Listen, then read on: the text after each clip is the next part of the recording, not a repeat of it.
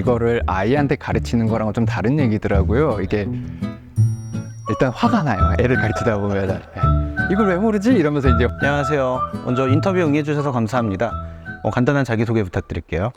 네, 안녕하세요. 저는 한국기계연구원 나노융합장비연구부에서 선임연구원으로 근무하고 있는 박승철입니다. 본인이 하고 계신 연구에 대해서 간단하게. 저희 실은 자연모사 응용 연구실이라고 해서요. 자연에 있는 특이적인 기능을 공학적으로 전사하는 그런 나노 구조를 기반으로 전사하는 그런 연구를 하고 있습니다. 자, 일단 전문 용어 전사라는 말이 나왔는데 그게 무슨 뜻이죠? 어떤 자연에 있는 컨셉을 사람한테 도움이 되도록 그런 기술적으로 이제 바꿔주는 그런 기능을 하는 겁니다.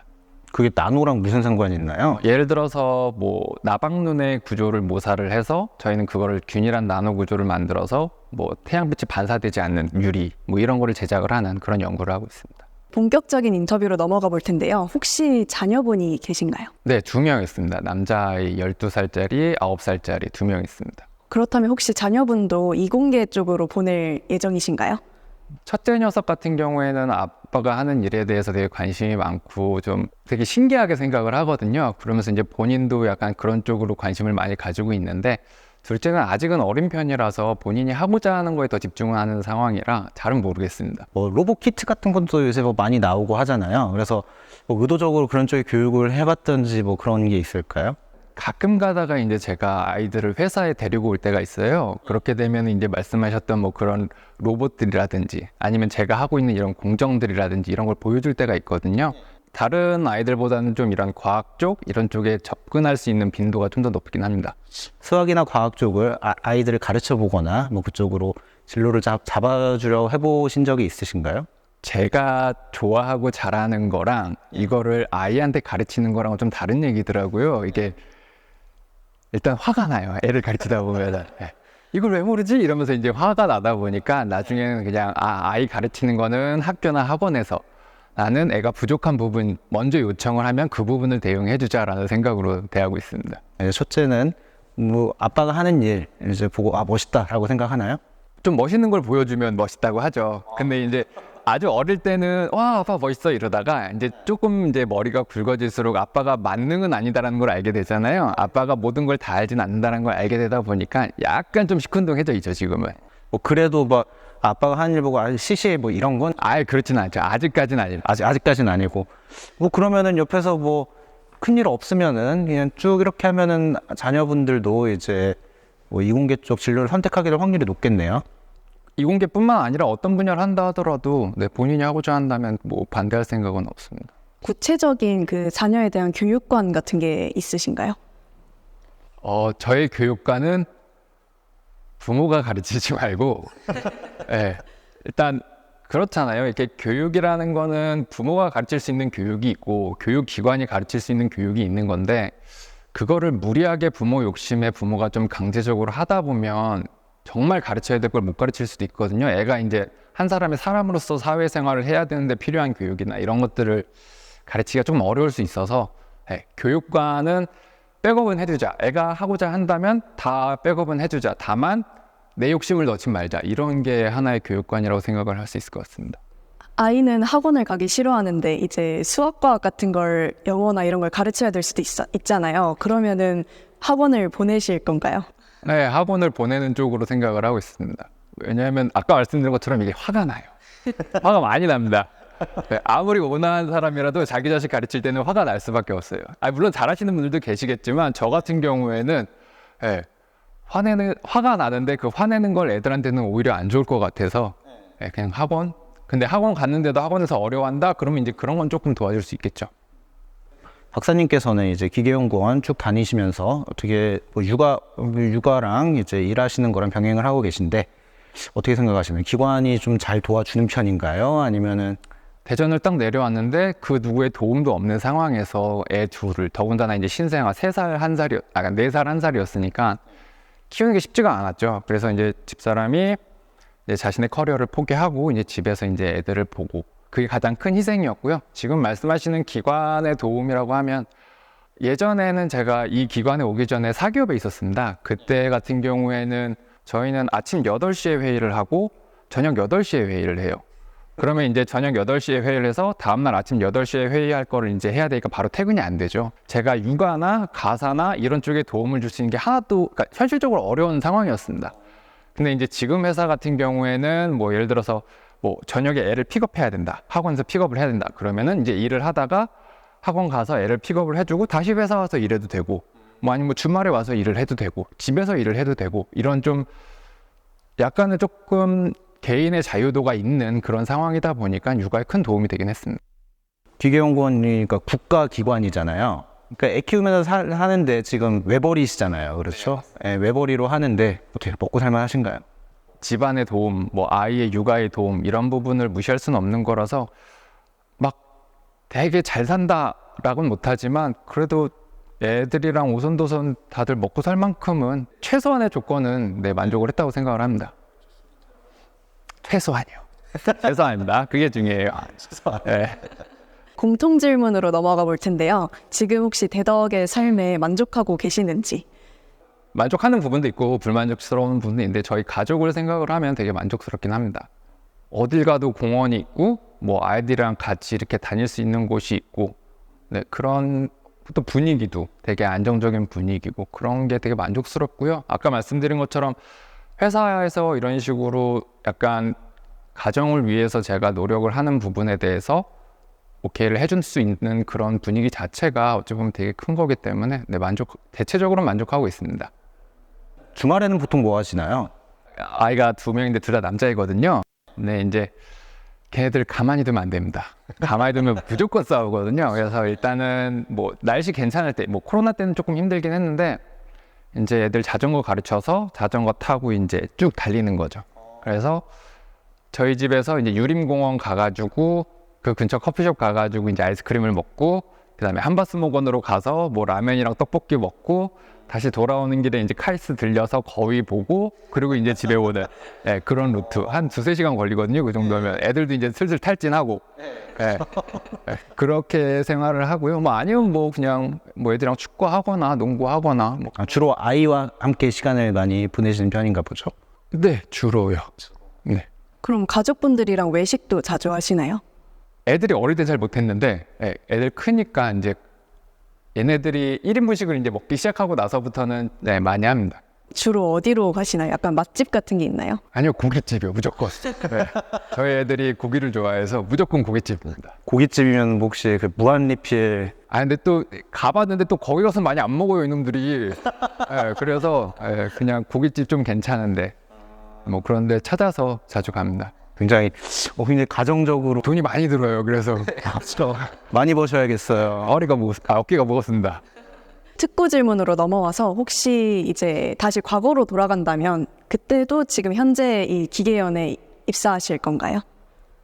네, 나쁘지 않다고 생각합니다. 근데 그거는 일단 제가 이공계를 다시 왔다는 전제 조건 하에, 예, 그렇긴 하는데 만약에 이 모든 걸, 그러니까 대학원 기준으로 생각을 하는 게 아니라 학부 기준으로 생각을 한다면 좀 다른 길들도 한 번쯤은 생각해 볼 것 같긴 합니다. 어떤 길 말씀이시죠? 친구들 같은 경우에는 이제 학부 때 동기들이 뭐 의대로도 많이 빠지고 치대로도 빠지고 뭐 아니면 뭐 변리사, 변호사 이런 식으로 많이 빠졌거든요. 물론 이제 그 직업들도 나름의 고충이 있고 힘들겠지만, 예, 한 번쯤은 그런 것들도 도전해 보면 어떨까라는 생각은 하고 있습니다. 그 특구 안에 있는 다른 기관들 많이 있죠. 연구소도 많고 회사도 많고 하는데 기계원을 제외하고 어디가 제일 좋은 것 같으세요? 저라면 밥이 맛있는데, 네, 밥이 맛있는데. 왜냐면 뭐 연봉이나 복지나 다들 비슷할 거고 자기가 지금까지 연구했던 거를 더 발전시킨다는 롤 자체는 다들 비슷할 거니까, 네, 밥 맛있는데요. 혹시 뭐 기술료를 많이 받을 수 있는데 뭐 그런데 그러려면 제가 기술료가 많이 나올 수 있는 연구를 해야 되는 거잖아요. 근데 본인 지금 연구 분야로 네, 쉽지 않습니다. 혹시 이제 은퇴 후의 삶을 생각해 보신 적이 있나요? 근데 저 같으면은 은퇴하면 무조건 1년은 쉴 거예요. 숨만 쉴 겁니다, 진짜로. 네, 숨만 쉬고 그 다음부터는 제가 원래 꿈이 도서관 사서였기 때문에 그런 쪽으로 한번 지원을 해보지 않을까 싶긴 합니다. 재취업을 노리겠다. 재취업을 빙자한, 네, 저의 취미 생활인 거죠. 도서관 사서 하면서 책 읽고, 네, 뭐 그때 되면 애들도 다 컸을 거니까요. 은퇴할 때 되면 자식들이 다 대학 졸업하고 결혼도 하고 있을걸요? 손주 봐줘야죠 이제. 네, 좋습니다. 그럼 인터뷰 응해주셔서 감사합니다. 감사합니다. 네. 얼마를 받는지 인식을 잘 못하고 있어요. 왜냐면 통장에 찍혔다가 나가기 때문에 그거는 어느새 들어왔나 하면 네, 안녕하세요. 네, 인터뷰 응해주셔서 감사합니다. 먼저 간단한 자기소개 부탁드릴게요. 네, 안녕하세요. 저는 한국표준과학연구원 의료측정팀에서 책임연구원으로 근무하고 있는 조효민이라고 합니다. 본인이 하시는 연구에 대해서 간단하게. 가장 많이 접하시는 CT, MRI와 같은 그런 의료 영상 장비의 이제 정량적인 평가가 가능하도록 하는 표준 물질이나 표준 팬텀을 개발을 하고 있습니다. 혹시 자녀가 있으신가요? 자녀가 12살, 8살, 4살, 2살, 네. 네, 4명이고요. 애국자시네요. 네. 다 아들입니다. 네. 혹시 자녀분들도 이공계 쪽으로 이제 진로를 보낼 생각이신가요? 같은 배에서 나왔는데도 애들이 먹는 것도 좋아하는 게 틀리고 장난감도 좋아하는 게 다 틀려요. 성향이 다 다르다 보니까 아이들이 적성에 맞는 분야로 가면 좋겠다. 근데 만약에 뭐 좋아하는 게 없다. 그러면 이제 제가 뭐 듣고 배운 게 이공계라 아마 이공계 쪽으로 진학을 하게 되지 않을까 싶긴 합니다. 혹시 남편분도 이공계 쪽 네, 네, 맞습니다. 같이 뭐 연구원에 계신다거나 아니요, 저 학교에 있습니다. 학교에 계세요? 이공계. 네, 이공계, 네네네네. 그럼 남편분께서도 이제 뭐 자녀들의 진로에 대해서 어떻게 생각하시나요?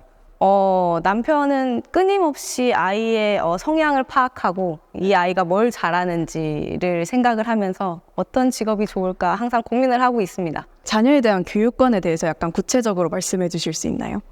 사실 아이가 굉장히 어릴 때는 뭐 건강하고 행복하기만 해라라는 이런 이상적인 생각을 가지고 있다가 아이들이 이제 점점 이제 커가니까 사실 부모로서 욕심이 좀 생기는 것 같아요.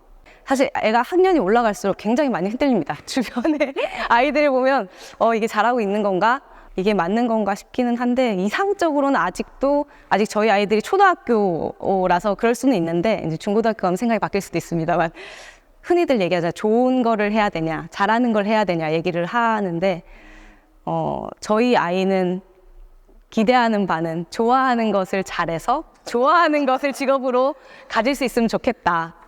라고 생각을 하면서 그럼 마치 소개팅 나갈 때 남자가 키도 크고 잘생기고 돈도 많고 머리도 좋고 그걸 바라는 것과 같은 게 아닐까요? 근데 이제 또 이제 그런 거를 바라면서 이제 아이한테 계속 얘기를 하죠. 뭐 선택지를 늘리려면 최소한의 공부는 해야 된다. 그래서 이 공부를 왜 해야 되는지에 대해서 좀 많이 얘기를 나누려고 노력을 하고 있습니다.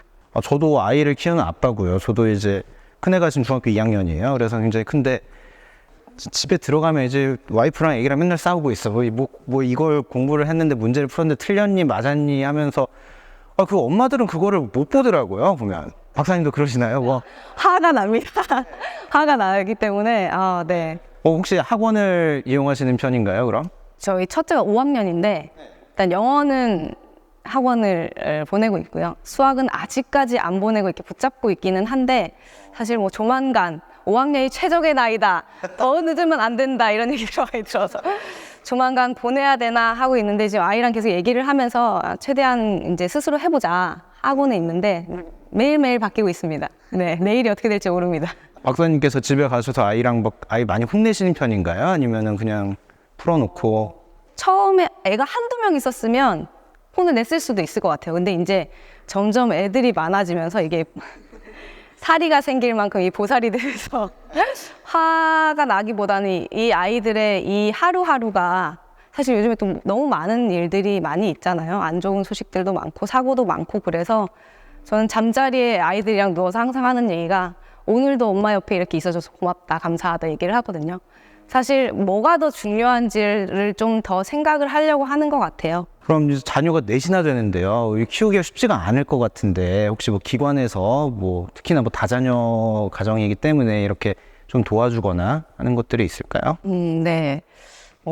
저희 연구단지의 1호 어린이집이 어딘지 아세요? 대덕특구 어린이집. 연구단지 내 직장 어린이집으로는 1호가 저희 연구원 내에 있는 크리스 사과나무 어린이집이거든요. 네, 그래서 저는 첫째부터 지금 막내까지 또 작년에 저희 그 기관 어린이집에 영세반이 생겼어요. 영세반. 영세반, 만 영세. 많이 생겨서 저희 막내까지 정말 혜택을 많이 보면서 네, 잘 보내고 있습니다. 아까 그 어린이집 이렇게 보내면 막 대기순이 쫙 밀려 있고 근데 그런 일은 많이 없나요? 그 어린이집을 만들 때 많은 분들이 고민을 많이 하셔서 정한 이제 우선순위들이 있고요. 네. 사실 여직원의 우선순위가 조금 높습니다. 네, 그래서 감사하게도 이제 맞벌이를 하면서도 아이들을 이제 어린이집에 대기 없이 좀 보낼 수 있는 감사한 여건이고 덕분에 지금 애 넷을 키우고 있죠. 네. 그럼 어린이집 말고 뭐 시간 같은 거를 좀 자유롭게 쓸 수 있다거나 네, 저희도 작년부터가 이제 재량 근무제가 도입이 되면서 이제 중간에 필요하면 잠깐 나갔다 올 수도 있고 집에서도 연구를 할 수도 있고 뭐 이제 그런 네, 유연한 근무제를 하고 있어서 초등학교에 가고 나서도 이제 뭐 학교에서 갑자기 일이 있거나 애가 아프거나 뭐 이제 이런 것들이 빈번해서 사실 그럴 때 잠깐 유연하게 이제 시간을 활용할 수 있어서 굉장히 좋습니다. 네. 네, 그렇다면 이제 공통 질문으로 넘어가 볼 텐데요. 혹시 지금 대덕의 삶에 만족하고 계시나요? 가족이 있어서 이제 가족을 중심으로 생각할 수밖에 없는 상황이고요. 사실 아이들을 이렇게 넷이나 키우면서 이제 제 일을 그대로 가져갈 수 있다는 이 환경에 너무 감사하고 있습니다. 이게 아이가 넷이나 되면은 걸 쉽게 얘기해서 뭐 식비부터 시작해서 집도 아무래도 좀 큰 게 필요할 테고 그러는데 혹시 지금 벌이에는 만족을 하시나요? 사실 얼마를 받는지 인식을 잘 못하고 있어요. 왜냐하면 통장에 찍혔다가 나가기 때문에 그거는 어느새 들어왔나 하면 나가 있어요. 예. 잔고는 항상 똑같고 마이너스만 안 나게 이제 하기 노력을 하고 있고요. 네. 그럼 이렇게 가정을 꾸리기에 대전이 인프라가 괜찮은 편인가요? 저는 좋다고 생각을 합니다. 대전은 애 넷은 돼야 다자녀라고 하지 애 셋이 정말 많아요. 다른 도시에 비해서 대전이 정말 애들이 많고 그것의 지표가 될 수 있는 게 이제 청약을 넣어보면 네.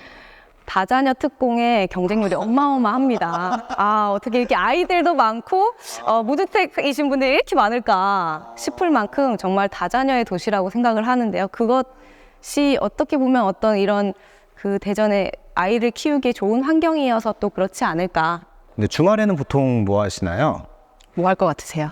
애 볼 것 같긴 해요. 솔직히 저도 예, 질문지에 있어서 네, 질문 드리긴 하는데 애 볼 것 같긴 해요. 100% 육아를 하고 있고요. 네. 네, 남자아이들이다 보니까 남자아이들 넷이어서 정말 저희 집도 나가지 않으면 집이 박살이 나기 때문에 오히려 한 넷 정도 되고 이제 나이 차이도 그렇게 많이 안 나잖아요. 그렇죠? 그럼 지네들끼리 놀지 않나요? 놀긴 놀아요. 저희 막내가 지금 18개월인데 걔도 형아 쫓아다니면서 그냥 놀거든요. 네, 놀긴 하는데 집에 있으면 뭐 금세 싸우거나 아니면 다 각자 패드를 끼고 있죠. 그래서 그 모습을 보기 너무 힘들기 때문에 일단 밖으로 나갑니다. 나가서 뭐 여기 사실 너무 환경이 좋은 게 과학관도 너무 가까이 있고 또 여러 연구원들에서 이제 오픈돼서 이제 박물관 같은 것도 지지련에도 박물관이 있고 갈 수 있는 인프라가 굉장히 많아서 주말에 가능하면 이제 나가서 잠깐이라도 이제 과학관 들려서 놀고 구경하고 오고 뭐 약간 그런 시간을 보내고 사실 주말에도 정 갈 곳이 없다. 그럼 저희 연구원으로 갑니다. 연구원이요? 네, 연구원이 풀밭이 굉장히 좋아서 차 다니지도 않고 그러니까 이제 마음껏 아이들을 풀어놓고 이제 놀아라. 그러면 이제 다시 특구 얘기로 넘어와서 과거로 다시 돌아갈 수 있다면 이제 현재 이 표준연에 다시 입사하실 건가요? 같은 공부를 했다라고 보면 네, 입사를 할 것 같습니다. 저는 사실 좀 연극 쪽에 좀 관심이 있었어가지고 이제 대학 때도 네, 연극 동아리를 했었는데 사실 뭐 나중에 질문을 하시겠지만 은퇴 후에는 좀 그쪽으로 조금 해볼까 네, 생각도 하고 있습니다. 혹시 이제 은퇴 후의 삶을 약간 구체적으로 다시 말씀해 주시면 어떤가요? 일단은 제가 은퇴하는 시점이 육아가 끝나는 시점이에요. 저희 막내가 지금 18개월이기 때문에 제가 한 20년 남았는데 퇴직과 동시에 육아가 종료가 될 것 같고요. 사실 저희 때는 이제 연금 상황이 어떻게 될지 잘 모르겠지만 바라건대 일을 하지 않고 친구들이나 남편이나 뭐 같이 여행도 다니고 운동도 하고 또 아까 말씀드렸던 뭐 좀 못다 이룬 꿈을 다시 한번 또 제2의 삶을 좀 살아볼 수 있는 이런 것들을 좀 꿈꾸고 있기는 합니다. 돈 많이 버셔야겠네요. 남편분께서 잘 보시겠죠? 결국에는 일을 해야 될 수도 있습니다. 네. 예, 그럼 오늘 이렇게 인터뷰 응해주셔서 감사합니다. 네, 감사합니다.